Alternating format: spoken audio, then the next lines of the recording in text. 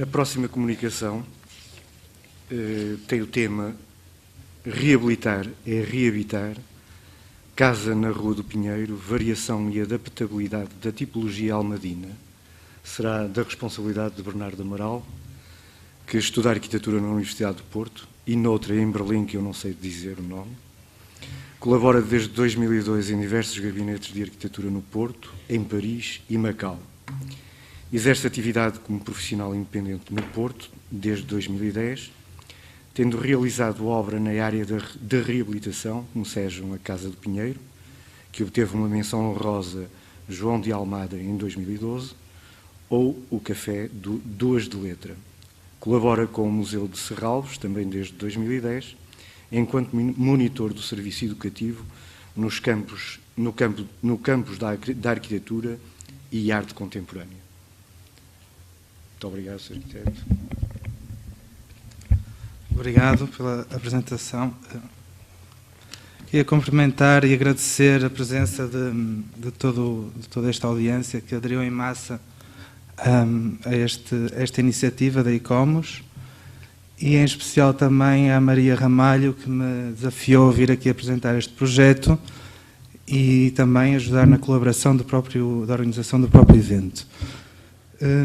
Decidi trazer um caso prático de uma reabilitação de um edifício que não se encontra dentro do centro histórico, mas sim na zona de expansão fora do centro histórico, um edifício típico da época dos Almadas. É uma fase especial da história da arquitetura, especialmente no Porto, porque é um momento onde há uma leitura de um desenho de cidade em que a arquitetura e a tipificação das suas soluções a nível de linguagem, a nível de sistemas construtivos, ganham uma eficácia que permite definir uma tipologia que depois irá também influenciar toda a arquitetura do século XIX, inclusive alguma do século XX.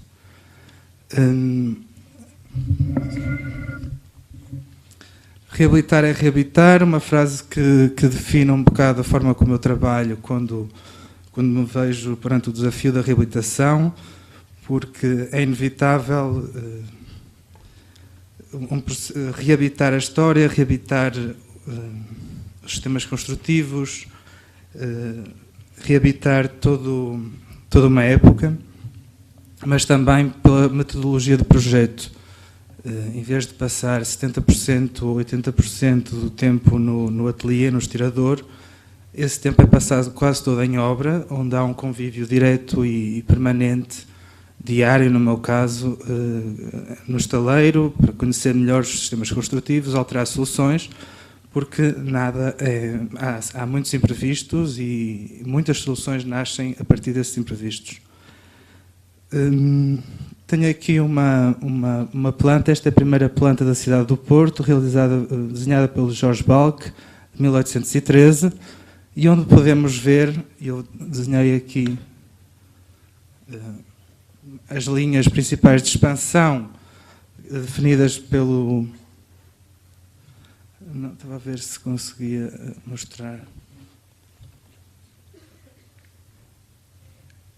Ok.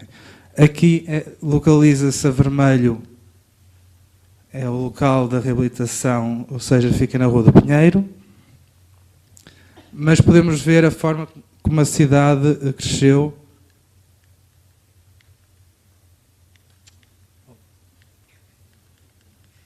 Peço desculpa.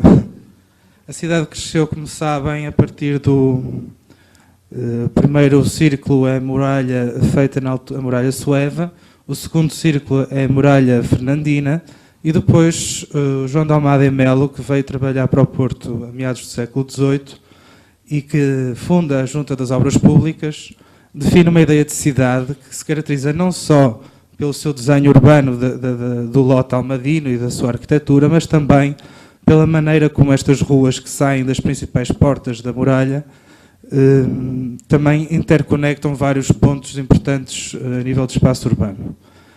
Ao lado temos já uma ampliação dessa planta, onde podemos ver a abertura da Rua do Almada. E aqui temos uma planta 1761, onde podemos ver a Rua do Pinheiro e já o local de intervenção, que é aquela mancha preta. Portanto, isto é o bairro das Laranjeiras, a abertura da Rua da Picaria para o Largo da Conceição, onde hoje é o Bar Candelabro.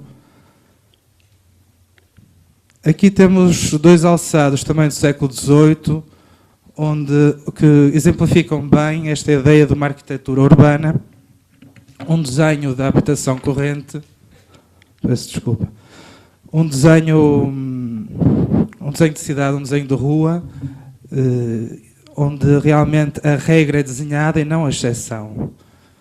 São desenhos muito interessantes, acho que bastante contemporâneos ainda. Um é da Rua de Santo António e um segundo da Calçada dos Clérigos,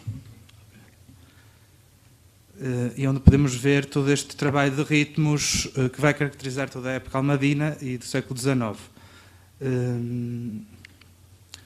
O lote típico almadino tem 6 metros de largura, 20 ou 30 metros de profundidade.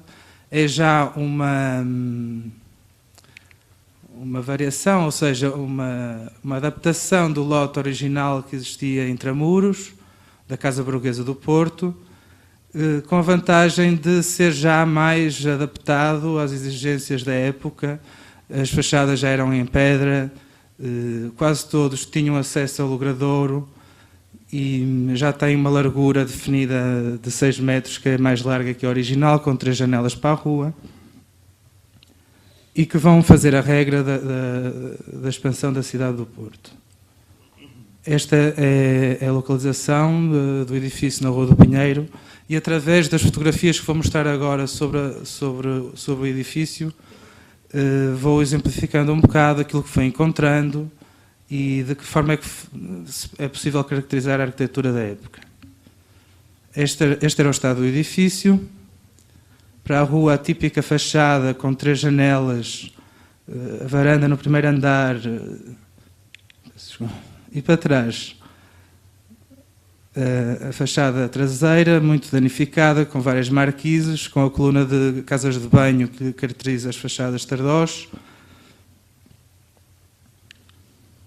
Esqueci-me de dizer que neste momento também é muito importante, todos estes edifícios, à semelhança do que aconteceu também a arquitetura iluminista no Chiado, são elementos construtivos pré-fabricados. Portanto, todos os sistemas, vigas, janelas, depois também todos os elementos ornamentais são fabricados fora e depois construídos e montados em obra. Esta é a caixa de escadas central. Quase todos estes edifícios tinham uma caixa de escadas que depois distribuía para os diferentes espaços, para os salões. Eram tudo casas unifamiliares, com uma claraboia central que ventilava e iluminava o espaço de distribuição. Estava neste estado. Depois temos os quartos interiores ou alcovas, junto às caixas de escadas, iluminados por estas janelas triangulares, pequenos postigos. Decoração típica em estuque, normalmente nos pisos mais nobres, que seria o primeiro piso ou o segundo, onde o único piso, aliás, onde tinha uma função específica nestas casas almadinas, era este piso, que era a sala de estar, onde recebiam os convidados, e depois a cozinha, que normalmente ficava no último andar, virado para o jardim. O resto eram tudo divisões, podiam ser quartos, salas, podiam ter diferentes usos, e isso dá-lhe uma flexibilidade bastante grande depois para uma intervenção. Outros aspectos da casa.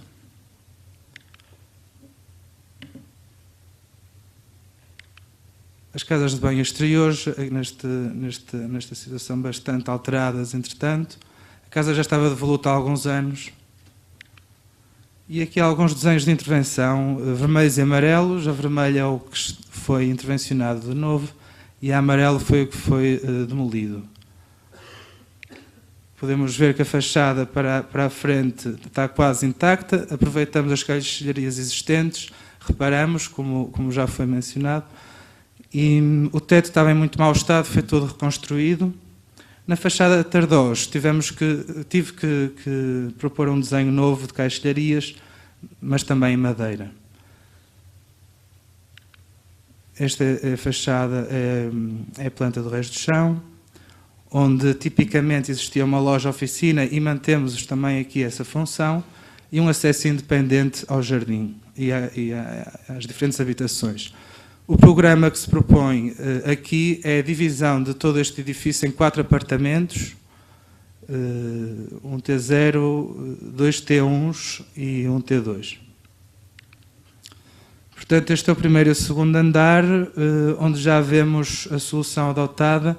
Portanto, foi necessário introduzir novas casas de banho, novas cozinhas, eliminaram-se paredes divisórias que tinham sido acrescentadas a posteriori e tentei respeitar ao máximo as proporções existentes, introduzindo as casas de banho e cozinhas nas zonas das antigas alcovas, criando também maior flexibilidade de espaço, ao criar escadas interiores, ou seja, ao contrário do que muita gente diz, que estas casas só é possível fazer T0s, neste caso decidi optar pelos duplex, ou seja, criando pequenas escadas interiores permitiu-me duplicar a área dos apartamentos.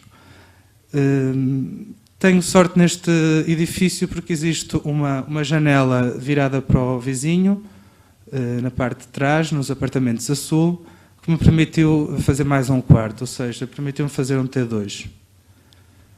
Portanto, a divisão foi esta: caixa de escadas central, os apartamentos ficam para norte e outros ficam para sul, quase todos duplex. O último piso e o recuado. Portanto, a norte fica um pequeno estúdio e a sul fica um apartamento com recuado também duplex, que foi quase todo reconstruído porque o telhado estava em muito mau estado e foi tudo refeito. Pronto, isto um bocado também para mostrar como é possível criar diferentes tipos de tipologias neste género de edifícios. E aqui já algumas fotografias da obra concluída. O alinhamento das janelas e das varandas é típico da Rua do Pinheiro e da Rua do Almada, por exemplo. Se se recordam como estavam as fachadas e como está agora, foi uma limpeza basicamente que fiz. Portanto, a intervenção foi sempre neste sentido mais de subtrair do que adicionar. Isto são aspectos da loja-oficina no resto do chão. Limpou-se todas as cantarias, tivemos que substituir o soalho que estava em mau estado. Refez-se estes arcos que estavam em estafe. Isto já são aspectos da caixa de escadas central. Lembram-se como estava e como está agora. A clareira foi toda refeita. Aqui na fotografia da direita temos uma pequena escultura que foi adicionada posteriormente. Mas pronto, também a opção de usar o branco ajuda a refletir e a espalhar mais a luz. O T1 duplex virado a norte, a sala. Aqui a tal alcova, armário, cozinha e escada, tudo ao mesmo tempo, que também marca a zona da entrada e corresponde exatamente onde estava a divisão das antigas alcovas. Já fechado para permitir, se uma pessoa não lavar a louça, pode fechar o móvel. As escadas de acesso, estas são novas, e esta casa de banho também é nova, mas aproveitei as janelas antigas que estavam lá e faziam comunicação como um espelho armário, uma janela de guilhotina. O quarto, bastante grande, neste caso não quis estar a subdividir, também não ia estragar a proporção original do espaço. Isto já é outro apartamento virado a sul, sala de estar. Tentei manter as carpintarias originais, as janelas típicas e, no fundo, é um respeito que tenho muito grande por este tipo de arquitetura e por esta fase da arquitetura do Porto. Tentei manter ao máximo e adaptar aos novos usos. Do lado esquerdo, nesta escada, deixei a viga à vista, um pequeno pormenor, só dos elementos construtivos. Corredor para os quartos. As casas de banho exteriores do lado direito e do lado esquerdo uma casa de banho do duplex, do T2 duplex, quase uma divisão maior. Aqui este é o estúdio, o pequeno estúdio, 35 metros quadrados, que também tem o tal armário, cozinha, casa de banho. E finalmente o último apartamento, que já é bastante diferente, porque a caixa de escadas que existia para o recuado estava em muito mau estado. Aproveitei para relocalizá-la e pronto, aproveitei para fazer um desenho mais contemporâneo. Mais uma vez, a cozinha também tem as janelas, também tem um armário que pode fechar e permitir usar a sala de outra maneira. As 3 escadas. Já mais... Intervi contemporaneamente só em alguns pontos e em alguns momentos e tentando ser o menos intrusivo possível. Isto é o tal recuado, que tem umas vistas interessantes sobre a cidade, onde fica o quarto. E pronto, e com isto concluo a exposição do projeto. Gostava de fazer algumas considerações finais que têm a ver com alguns mitos que existem sobre a reabilitação, de que a reabilitação é muito cara. Não é o caso. Aqui conseguimos trabalhar com um orçamento muito baixo, também em parte porque passei a vida na obra, sempre a procurar soluções e sempre a controlar tudo. Portanto, gastamos menos de 500 euros o metro quadrado. Não houve grandes restauros, e aproveitamos o máximo possível. Portanto, em vez de deitar abaixo, aproveitamos tudo que existia e só intervimos o mínimo possível. Depois foi o próprio programa. Podia ter feito tudo T0, optei por não o fazer. Podia ter feito uma casa só para uma família também. Portanto, há muitas formas de intervir, não necessariamente só T0, como dizem. Isso também é um mito que deve ser questionado. Por fim, será que é possível fazermos um learning from João de Almada ou aprender do iluminismo? Toda esta sistematização do conhecimento que foi feita nesta altura permitiu acelerar os processos construtivos, acelerar processos de licenciamento. Estas regras, estes princípios que gerem toda esta altura permitiram criar princípios e guias para quer projetistas, investidores, construtores e fornecedores de materiais. Penso que pode ser uma oportunidade para repensar a maneira como nós pensamos, como trabalhamos em reabilitação no Porto. Talvez orientar a reabilitação segundo princípios, regras que estejam ligadas a estas questões. É uma pergunta que eu deixo em aberto. Obrigado.